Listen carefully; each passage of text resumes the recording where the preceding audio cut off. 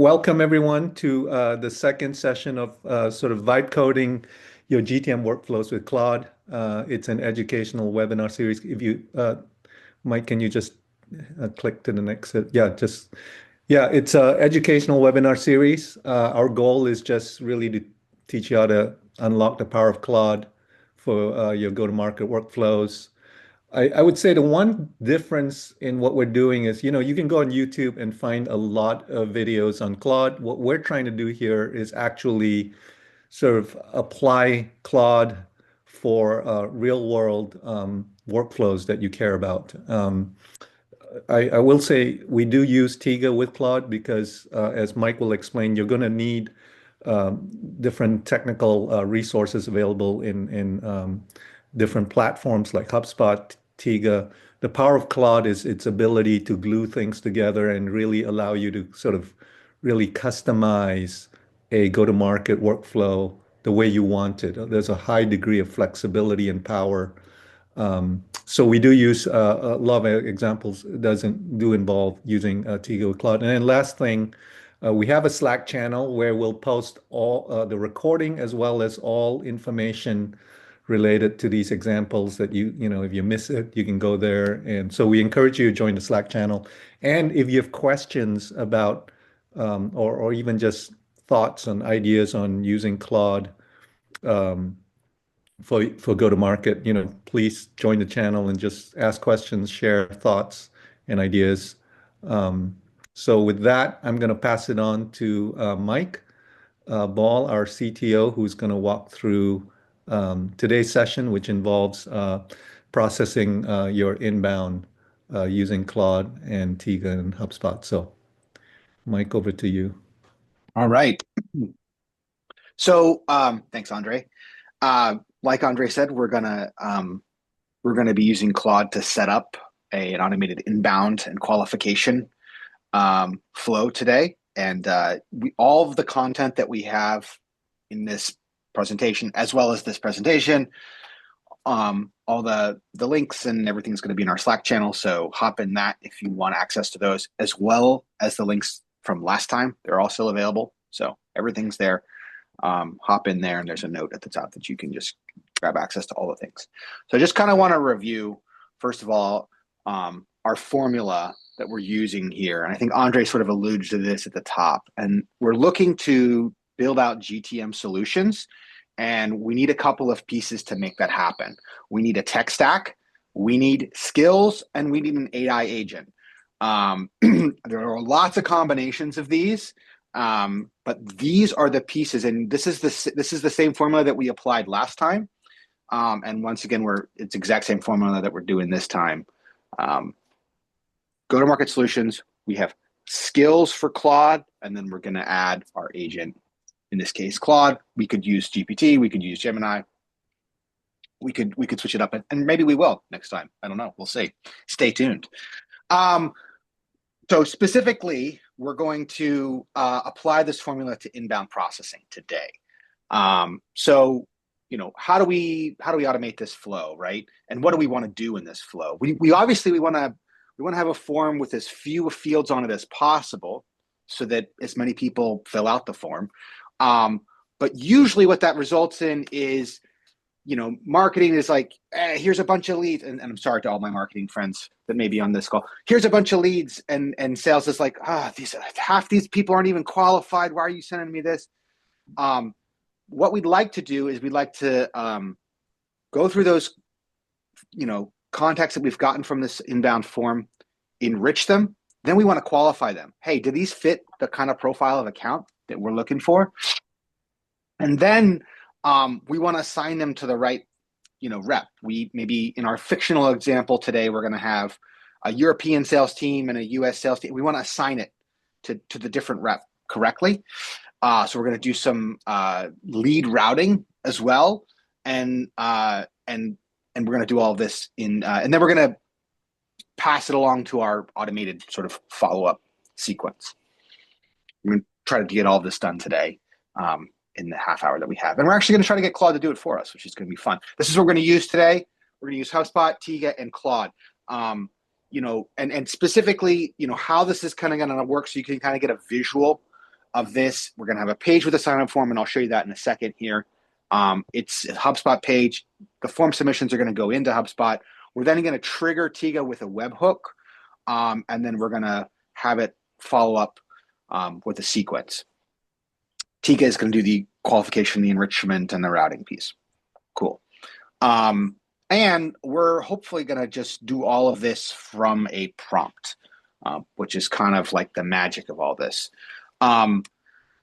So again, we're gonna talk about what about the tech stack? Do I have to have different pieces of the tech stack in place? And the answer is no. You can obviously use any tech stack. Today we're using HubSpot and Tiga. Last time I think we used Salesforce. So just trying to show you guys, tech stack doesn't matter. You could sub out any number of pieces. You do have to think about like, oh, I have to host my solution somewhere. I want real-time processing. That means I need, something that supports webhooks so that I can, when the form is submitted, I can immediately capture that request and follow up with it right away.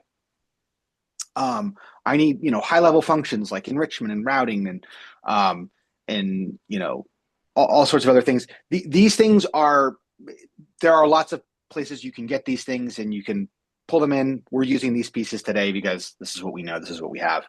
You can easily use other things as well. Okay, we're using HubSpot and Tiga today. And then what are you going to need? Well, you're obviously going to need some kind of Claude account to make this work. You're going to have to get a paid account because you're going to use enough tokens for it. The pro account should be enough. Get a bit go work. And obviously, yeah, you need a Tiga account. You need a HubSpot account to do this. So, and the skill though is free. And so, and the way that you install skills within Claude, I'm going to show you guys this in a second. You go to the marketplace, and I've included the instructions here. I'll walk you guys through it here in a second. But I do want to highlight, you can install the skill via a marketplace install, which is what I'm going to show you, but you can also do a manual install. And I have noticed that Claude they're not particularly, they don't update the skills very frequently. Even when you command it, update the skills right now, they don't update it. So you may not be running with the latest skill. And one way to ensure that you are is to do a manual skill install. And so that's just a tip. We're here on the cutting edge. Sometimes you bleed on the cutting edge and you have to deal with bugs. Like they don't update their skills all the time. Let's install a skill. So I'm going to flip over. I'm going to flip over to Claude. So I'm using the Claude desktop application today. You can use if you're hardcore, you can use the terminal application. But this one is the same thing. We're going to switch over to code because this is the most powerful mode for this thing. All of them are backed by the Claude LLM, but we're going to use the code agent harness, which is the most powerful one. And we're going to go to customize. We're going to go to browse, create plugin. We're going to add a marketplace, and then we're going to select our Tiga Labs, Tiga GTM marketplace. Let me just copy this, boom, put back over to Claude, paste it in, pull it in. It's going to load in, and there's the Tiga GTM marketplace, and we can click this plus button, and boom, we have installed it, and we can go and manage it and use it. So I'm going to, because I have manually installed it, I'm going to uninstall this one. You can always reinstall it later, but I actually already have it because I've manually loaded it via a file, and that process is very similar. Whoops. You would just download this zip file, and then you would go to create plugin, and then you would just do upload, and then you would drag the zip file in here after you've downloaded it, and it would just load it in the same way. So it's a very similar process to loading a plugin from a marketplace. You can load a plugin from a marketplace. You can load one from a file that you download. The plugin has the skills that we need to give Claude the knowledge, the implicit knowledge about building these kinds of automated flows, and the key details that are required. So that's why we load the skill. All right. All right. And then, so that's how we install skills. Um, so last time, I think if you were here last time, we talked about, using Claude to build out different types of tools. And we talked about scripts versus apps. Um, and last time we built an app, but this time we're going to build a script. And I thought it'd be helpful just to reiterate kind of like why you choose one over the other. In this case, Claude is going to build out scripts. And the reason why is because we don't really have a UI. We actually just want to set up a bunch of stuff in these other systems for us and get some work done for us. It's going to be a single use. We don't want to reuse it over and over. It's like a disposable, dish. We're going to use it once and then we're going to throw it away when we're done with it. If we wanted to do this over and over and over again, we might have it build an app, and that might have a UI where then we could then control a little bit, if we wanted to have some options.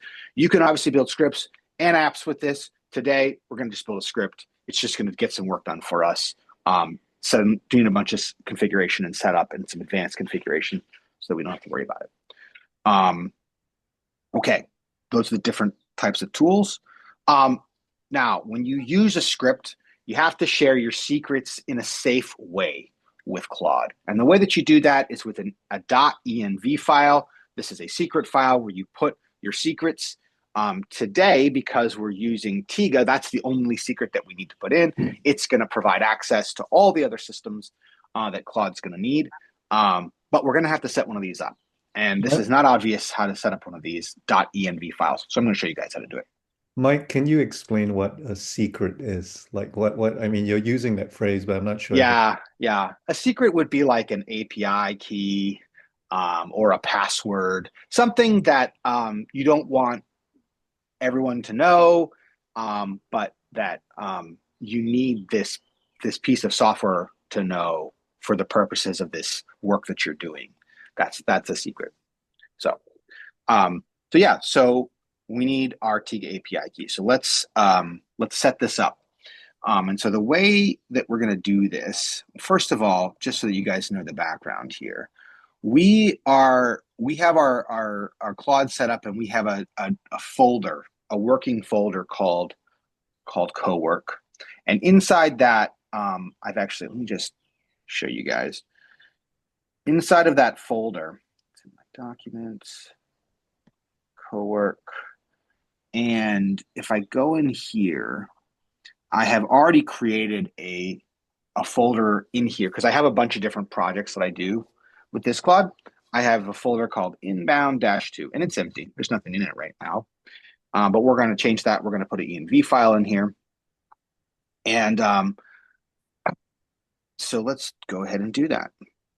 So we're going to go to text edit. We're going to say new document. And this is important. You have to switch it to a plain text file. On Windows, you can just use Notepad. But on Mac OS, we have to do this switch to plain text. And then we're going to put in our Tiga API key, and we're going to do it like this. We're going to say Tiga API key equals quote. And then we're going to go to Tiga, and we're going to get our API key. So here's our secret. So we're in the Tiga dashboard. We go to settings, go to API keys, copy our API key with this nice convenient button, pop it in here, and then we're going to save this file, save, and we're going to save it as a .env, and boom, use dot, bam. And that's that simple. We now have a .env file that that Claude can use to access the Tiga platform, and from there, all the other systems that we're going to use today. Let's talk about the prompt. Let's talk about the prompt before we get into that. So that's how to set up the .env file. When you're building scripts, this is a common step that you have to do. And so that's that. So let's go into the prompt for today.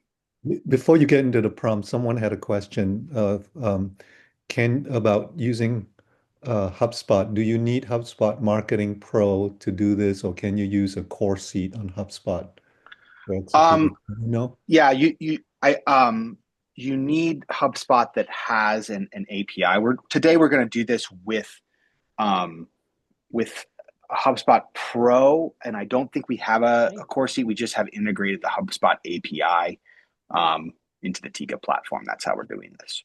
So, Thank you. yeah. Okay. This is the prompt that we're going to use today, and I kind of want to walk through it in sections to kind of give you guys a little bit of um, skill on how to build these things for your own purposes. So the very first thing is we're gonna use the command um, this slash command. Really, what this is doing is this is telling Claude, hey, use this skill. So Flow Builder is the skill that we would use. Now, it might pick up this skill automatically. Sometimes it does. If you've installed the skill and you just ask it something, it'll pick it up automatically. But today, I'm going to tell it to do that explicitly because I know I want it to use this skill. So I'm going to say, no, I want you to use this skill to build this inbound flow. And then we tell it the folder, the working directory that we're going to put all of the stuff that we're going to use in. Hey, this is where the secrets are stored. This is where we're working. So that's our folder, inbound 2. We already saw that. And then we say, hey, build me a script that's going to use this existing HubSpot form. And then we name the form. I'll show you guys that form in a second. And then we use webhook automation, connect it to the Stiga flow where I want you to do enrichment, research, qualification, and territory mapping. And then we're going to deploy this on a HubSpot landing page. And then I give it some other details. This base URL is because I'm using a separate Tiga instance. You wouldn't have to necessarily include that. But I do tell it, hey, there's a .env file for secrets. And then, so I'm kind of going through this quickly, but I'll just highlight a few things. One, I am able to create assets ahead of time within these other platforms. And if I tell Claude, this is the asset that I want you to use, it will go and find it and use it.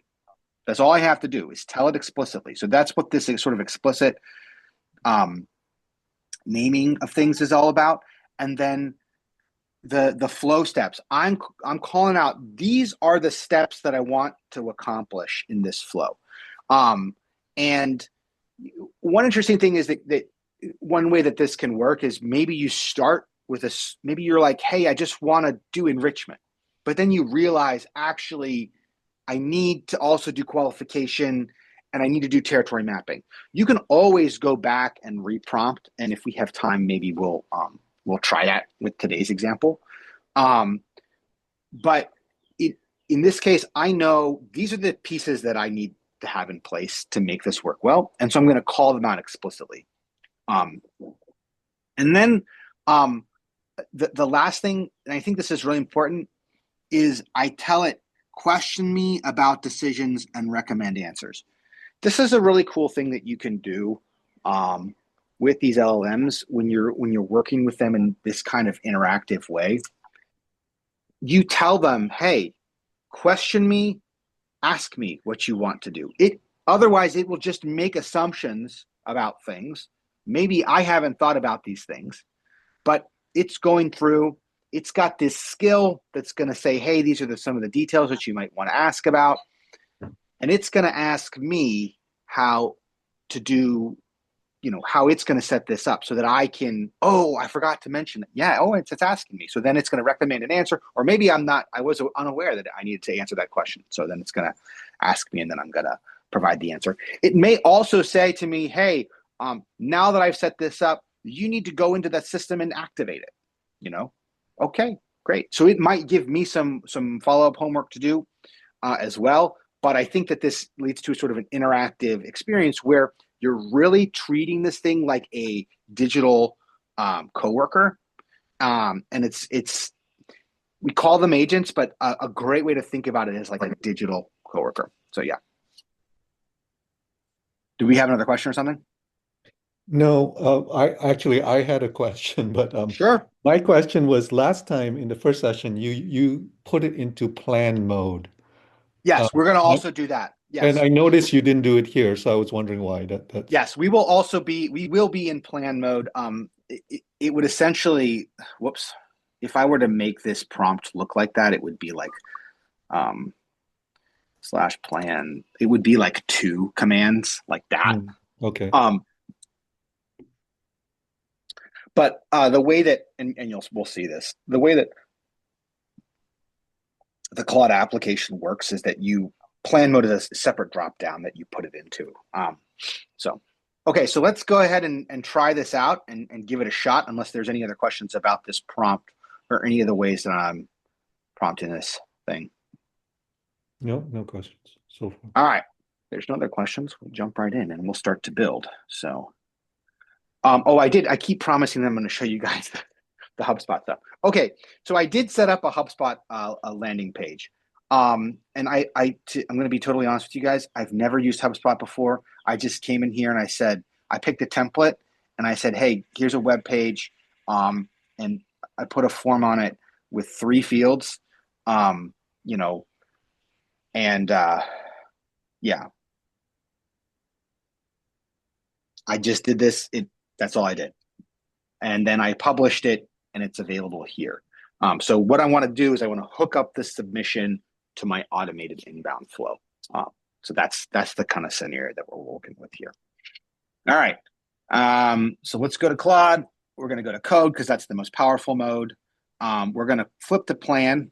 So we're in plan mode, and then we're going to paste in our prompt. I'm going to, yes. So I'm going to tell it use flow builder, and you see it's highlighted that. Okay, let's go. Boom. So now it's going to work on its plan, and we should have in a few moments. Hopefully, Anthropic is up right now. So, so, so But Flow it's going to Builder, ask us some questions. Yeah, so Flow Builder is a skill. Is that correct? that's correct. Yeah. Yeah.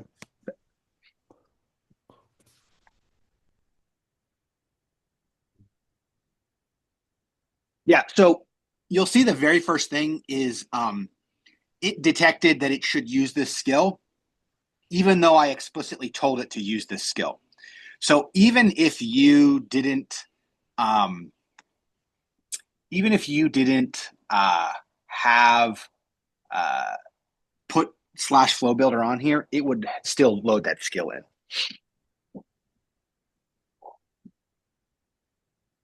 Oh, wait. This is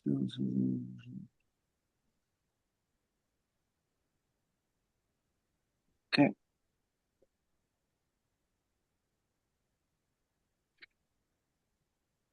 Anyone have any questions while this is running? You know, this is the thing about the doing it live, is you're seeing it built in real time. But anyone have questions, thoughts?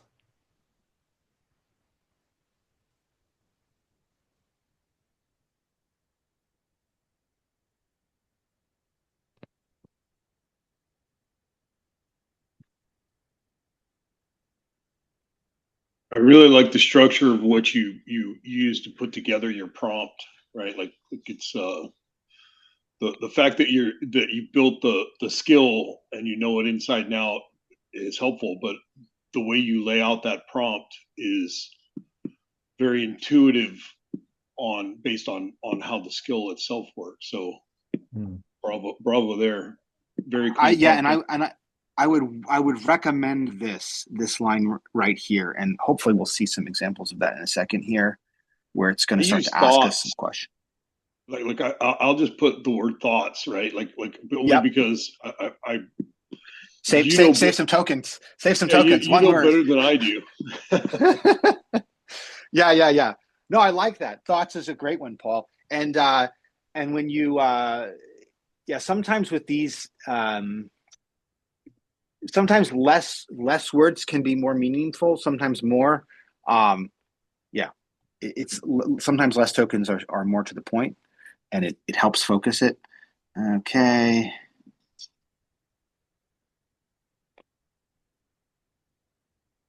Paul, what have you done with your, sounds like you're pretty hands-on and you've done some stuff on your own. What have you done? Well, so I'm just starting to get my arms wrapped around Tiga. I just got access, I think, last week, and Yeah. so I'm excited to have access to the tools and the skills. I use a lot of Claude Cowork combined with HubSpot combined with spreadsheets, and typically what I'm doing is I'm using it as three pillars of truth. So the Mhm. spreadsheet's one pillar, the second pillar is my HubSpot instance and the tasks that are assigned to each contact. And then the third is my outbox. I was unhappy with the plugin that they wrote, so I wrote my own MCP server that was designed to allow me to use Microsoft to create draft folders. Like Microsoft with the default wouldn't create draft folders or draft emails for me. So I created my own MCP server that allows me to go ahead and do that. And so between the three, I'm able to go ahead and create. I use a dialer called Enzo. Hmm. So sample workflow would be at the end of the day, I close down the dialer. Cowork goes in, pulls in all of the calls that I've made that where I made a good touch contact with somebody.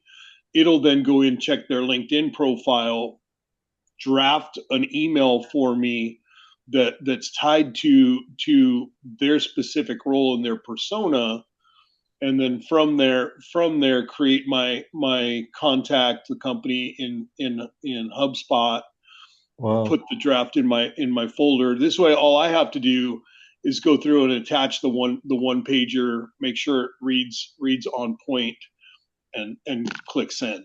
Right is the ultimate goal. Wow. So that's a wonderful, that's amazing. Just how much time do you think it saves you daily, just the fact that you got. Well, you can't scale 20 custom, right? You can't scale 20 custom emails tied to their profile, tied to their role, tied to how right their ICP is a great fit for what I do.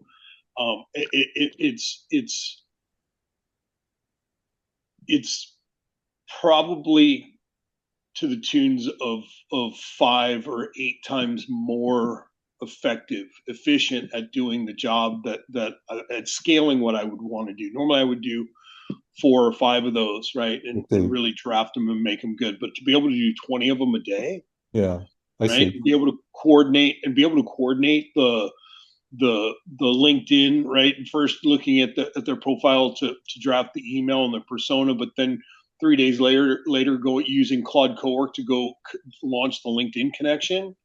Mhm. Those are that's really powerful. I'm just excited to see what you guys are doing with the inbound, right? Because the next phase for us, once I've got outbound figured out, is putting together a webinar that where people are going to be coming inbound, right? I don't have sellers to go route to just yet. Yeah. When I do, it's nice to see the pieces come together. I love what you're doing. Yeah. That's the future. It's like you truly have an assistant, right? That allows you to scale that, what Yes. your emotions. So, all right, Mike.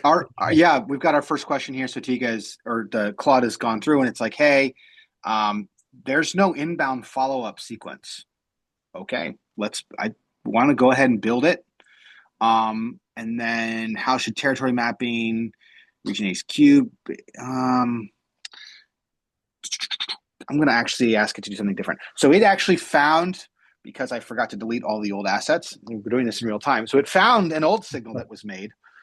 And I'm going to tell it, yeah, it's asking me, hey, there's one that already exists. Do you want to use that? I could tell it to use that. And it's asking me, hey, do you want to run this conditionally? Which is really helpful because, hey, if it maps into my territory, I want to continue. If it doesn't, I don't care about these people. Um, and we can set up a different flow for the other territory if we wanted to. In this case, I think what I want to do is I want to tell it. I actually wanted to create a brand new signal for me. Create a brand new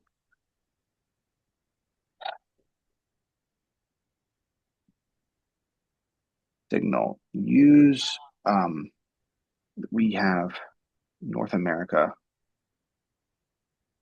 and EMEA as our major regions. What else do I want to say here?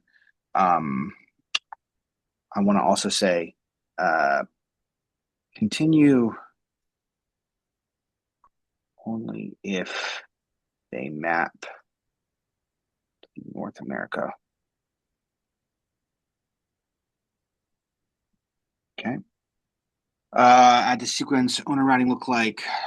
Yeah, so I only have one user in my instance myself, so I'm going to say single mapping, only map to me. But if we had multiple users, we could have it map differently. Content. Yeah, so it's asking me about the page. So I actually asked it, it's kind of something that I knew it would do this. It's like, hey, I don't have access to that part of HubSpot to update that page for you. And so I'm going to tell it, hey, I'll just, because the form is already on the page, I don't have, the form is already embedded on the page. I'm just going to tell it to skip that part of the work. So I can just skip that. And then it's going to work on this, updating this plan based on the feedback that we've given it. I really personally, this sort of question and answer mode is great. I use this a lot for all kinds of tasks where I have an idea of what I want, but I'm almost using it in sort of interactive brainstorming mode to build out the plan for my where I go to market. So you can do this interactively, even if you have partial knowledge or weak knowledge about how systems integrate. And you can just say, hey, I'm not 100% sure how these things integrate. Question me about these things. And let's work on it interactively. So now we wait for the Anthropic servers. Oh, wow, it's done a bunch of stuff. Okay, I just got to scroll down. Right, so now it's dynamically loading in the signals skill. So it knows, so we have a separate skill. I didn't even explicitly tell it. It's saying, hey, let's use the signals skill, which is going to teach me how to set up signals within Tiga. So it's going to pull that in and use that to build signal. And it's creating the signal for us.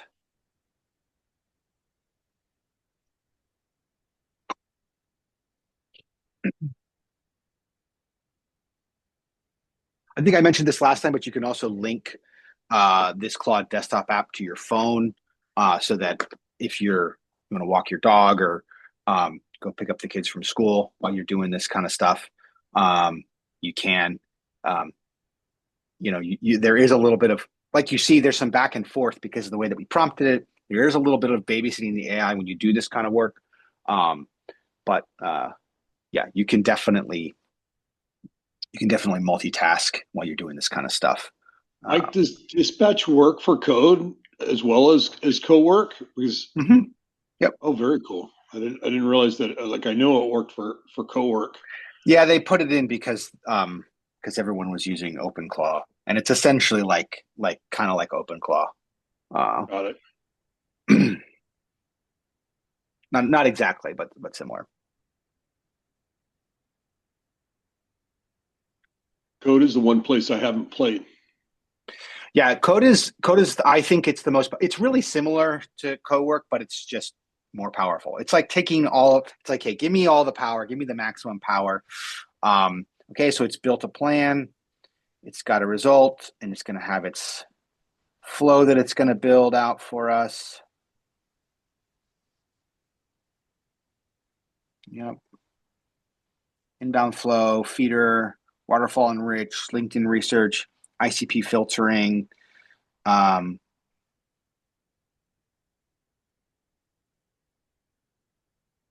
Yep. So it's going to set all this stuff up for us. If we wanted to change any details, like, hey, configure the ICP filtering like this, I think it's already set up based off of some previous. I think it found some previous runs that I'd done of this, so it knew how I wanted the ICP filter set. But if I wanted to change my ICP filtering for the industries and the size of companies that I was looking for, I could actually change that right now if I wanted to do that. And I only want to continue if North America. Perfect. Yeah, this looks good. So I can read all this, but I'm just going to accept it. We're just going to say YOLO, right? Let's go. So it's going to work on building this plane out and then running it for us.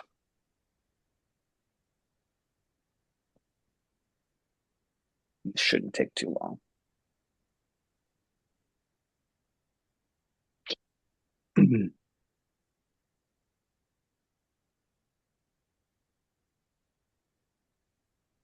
So in Cowork, it shows up as tasks. Does this, when you're done building here, does that show up in routines? It might. This to-do is an internal tool that agents use. So if you were building your own agent, there's a handful of tools that you would give it, and one common tool that you give an agent is a to-do list. And so what it is literally doing right now is looking at this plan and saying, these are the things that I need to do. Here are the to-dos.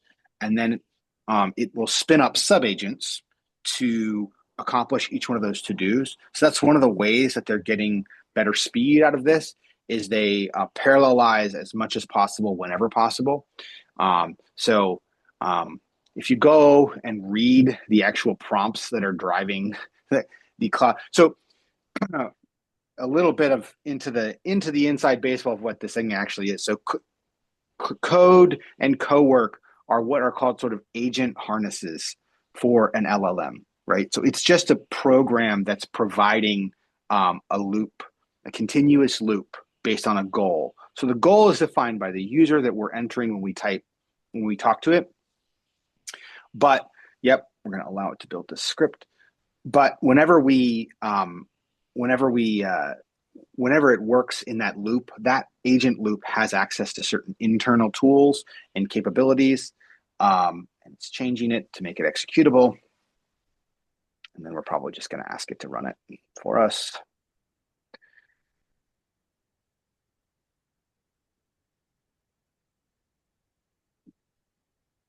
Yeah, so it ran the commands, and now it's verifying that everything was created successfully.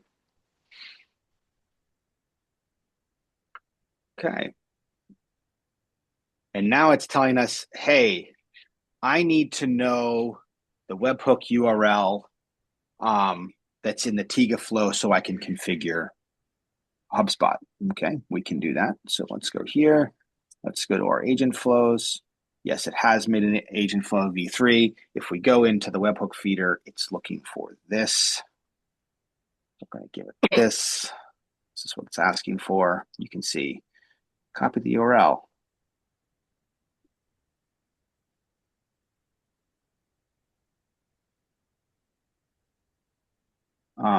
Paste it here. And then it's going to run phase 2. So there's this interactive. Yes. So, no, you went through it pretty quickly, but I just wanted to point out that it told me exactly where to go. No, agent flow is Tiga's essentially LLM-based workflow engine, if you think of it that way.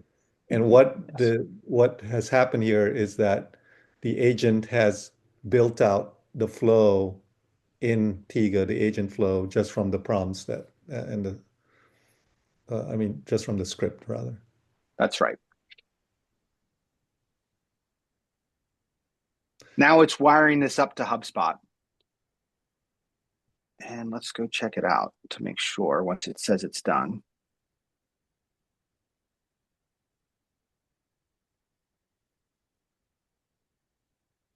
So it created a bunch of resources for us. Let's close the plan.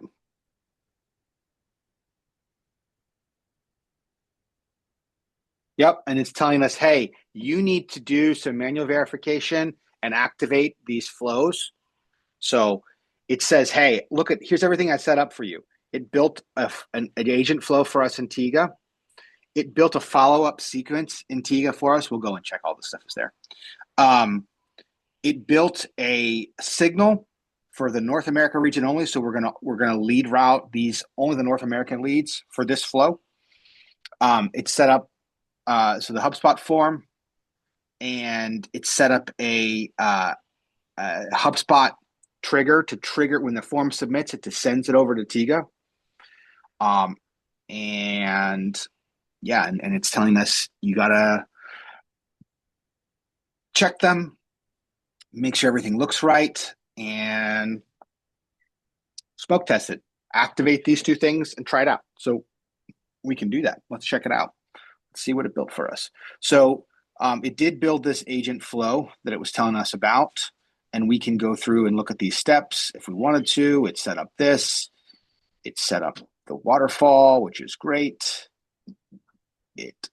And specifically, it's not. So if it does not enrich the people, it will stop, which is what we wanted.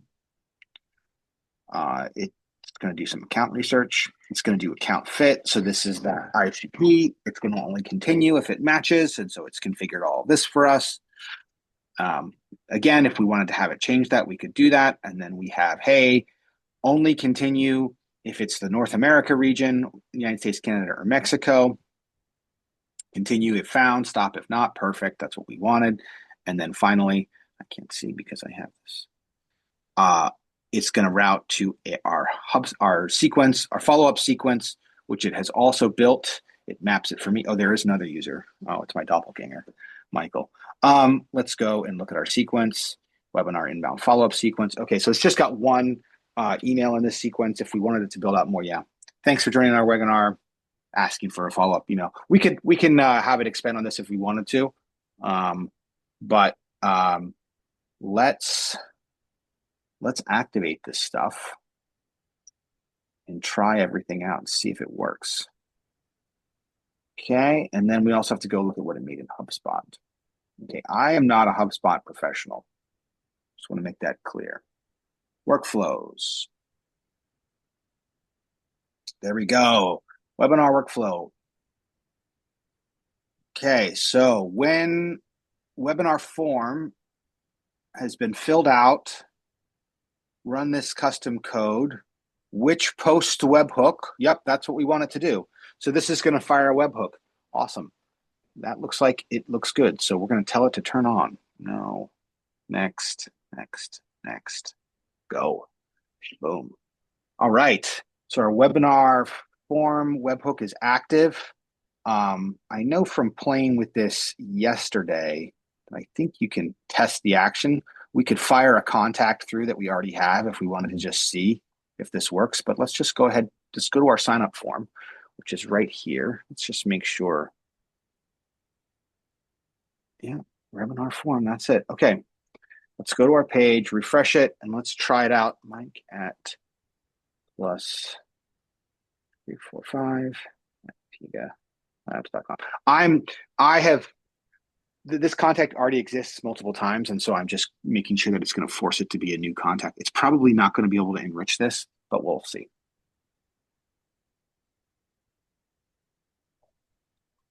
Thanks for submitting. So now we wait and see what happens.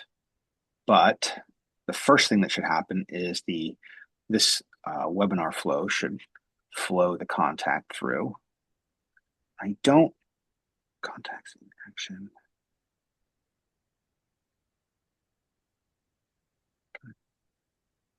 I don't actually know if this is going to tell me when it runs, but I do know that this works.